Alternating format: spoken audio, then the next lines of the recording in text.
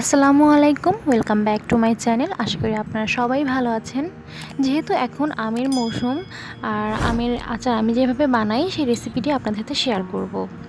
এখানে আমি আম নিয়েছি, কাঁচা আমটা হালকা একটু পাকিয়ে 4টা আম নিয়েছি। আর বোঝানোর সুবিধার্থে আমি এমন একটি চায়ের কাপ ইউজ করেছি।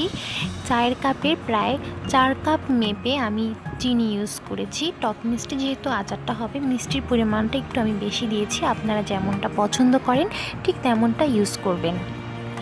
এরপরে আমি একটি ঢাকনা দিয়ে প্রায় 1 ঘন্টার মতো আমগুলো ঢেকে রাখবো। আমের সাথে কিন্তু যে পানিটা, এক্সট্রা পানি থাকে চিনিটা, সেটা কিন্তু এভাবে বের হয়ে আসবে, ভয় পাওয়ার কিছুই নেই। এর সাথে আমি হাফ কাপ সিরকা অ্যাড করব। সিরকার জন্য আমগুলো প্রায় অনেক দিন আমরা ফ্রিজে রেখে সংরক্ষণ করে খেতে পারবো। এগুলো কিছুক্ষণের জন্য ঢেকে দেব।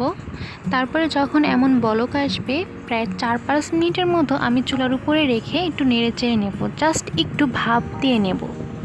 এরপরে আমগুলো আমি চুলা থেকে নামিয়ে নেব। এ পর্যায়ে খুব ভালো করে খেয়াল করতে হবে যেন আমগুলো খুব ওভারকুক হয়ে না যায়, ঠিক এমনটা যেন থাকে। এরপরে আমি একটি প্যানে 1 কাপের মতো সরিষার তেল দিয়ে ভালো করে তেলটা গরম করে, খুব বেশি গরম করা যাবে না, মিডিয়াম আছে, মিডিয়াম গরম করে এর ভিতরে কিছু শুকনো মরিচ দিয়ে দেব। আপনারা যেমনটি ঝাল পছন্দ করেন ঠিক তেমন দিয়ে দেবেন। শুকনো মরিচগুলো টেলে আমি তেজপাতা দিয়ে দিলাম। এরপরে আমি 1 চা চামচ আস্ত 5 ফোড়ন দিব। এরপরে 5 ফোড়ন গুঁড়া 2 চা চামচ দিয়ে দেব এবং জিরার গুঁড়া 1 চা চামচ দিয়ে দেব।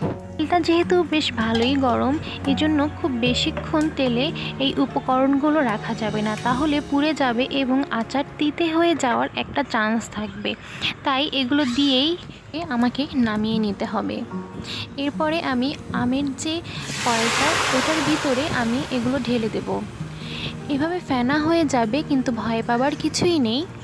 নাড়াচাড়া করার পরে আবার সে আগের মতোই হয়ে যাবে। এরপরে আমি মরিচগুলো দিয়ে দিব।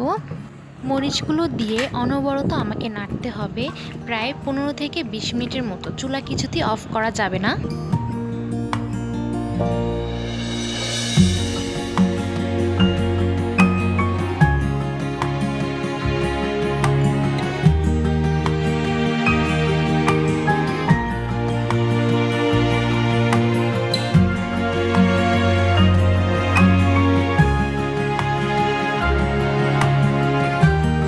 15 থেকে 20 মিনিট পরে আচারটা এরকম থিকনেস চলে আসবে আর উপরে একটু তেল ভেসে উঠবে, তখনই বোঝা যাবে আচারটা আমার হয়ে গিয়েছে।